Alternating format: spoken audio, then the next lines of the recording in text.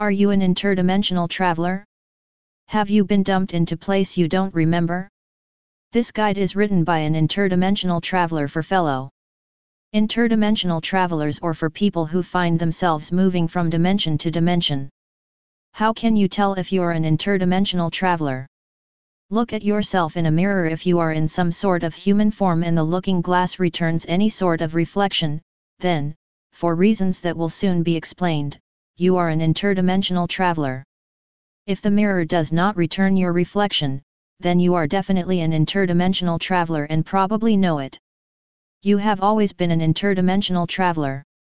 Before you were born into this strange and still patriarchal realm, you were in another realm, a womb, a metamorphic wet world in which you floated and existed like an ever-expanding waveform of possibilities. So where were you before the womb realm, the time in between now and your birth into this strange world? Well-documented case histories and evidence suggest that a human being is a multiple incarnate entity. I say suggest because other paranormal explanations are possible besides reincarnation. But it is reasonable to take seriously what a large number of people in various periods and cultures have concluded. Just as we usually pass through many phases within a single incarnation, most of us seem to pass through many incarnations, and each of these incarnations can be viewed as its own dimension. If the idea of multiple incarnations seems too fantastical and unproven for you at this point, then you can reality. To test your status as an interdimensional traveler with a very simple experiment, for safety reasons the following experiment should be performed from home and not while driving a car or operating any other heavy machinery. This evening, when you start to feel tired and your day is winding down, turn the lights off in your room and lie down on your bed. Once you have completed these steps, go to sleep. After you have drifted into sleep for a while, you will most likely find yourself in another dimension called the dream time.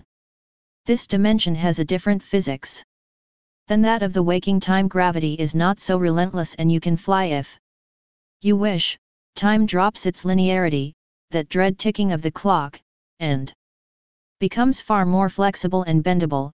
Objects and bodies are not so fixed as the waking time, but are revealed to be shapeshifters and changelings, and manifestation requires no heavy industry, for it is only a thought form away. Remembered or not, the daily alternating rhythm of waking and dreaming is as fundamental to mammalian incarnation as the systole and diastole of your heartbeat.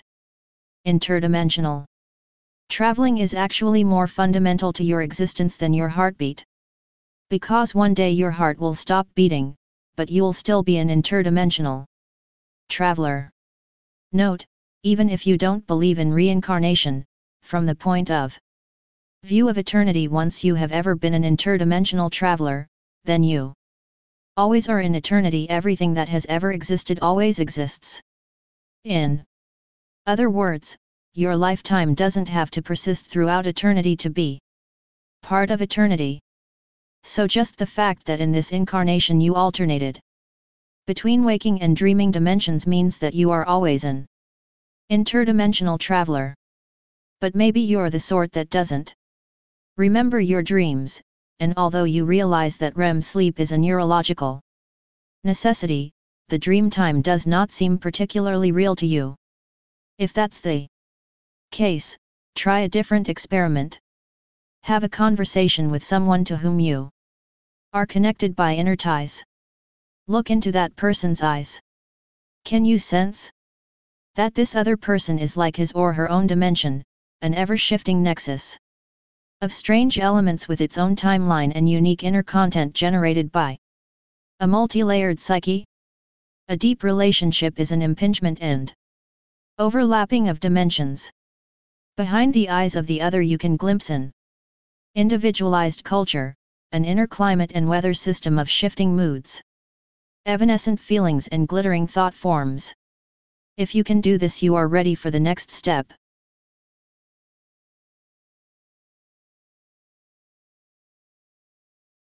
It's hard to get through even a single day and night without interdimensional travel. Interdimensional traveling is part of your birthright, and whether you'd like to or not, you are going to travel interdimensional. Oh, and let's not forget that even if we were born too soon to reach the event horizon envisioned by the singularity archetype, we are hurtling toward a guaranteed interdimensional portal popularly known as death, which shimmers before us in the night of time. We might not be sure what's on the other side of that event horizon, but it is obviously still another dimension. And so the most concise and accurate description of our core identity is that we are interdimensional travelers. This is what we are, whether we want to be or not, whether we swallow red pills or blue, and our main choice is if we are to be savvy interdimensional travelers or foolish ones. But no matter how savvy an interdimensional traveler you may already be, the journey across dimensions can still be a rather perplexing process.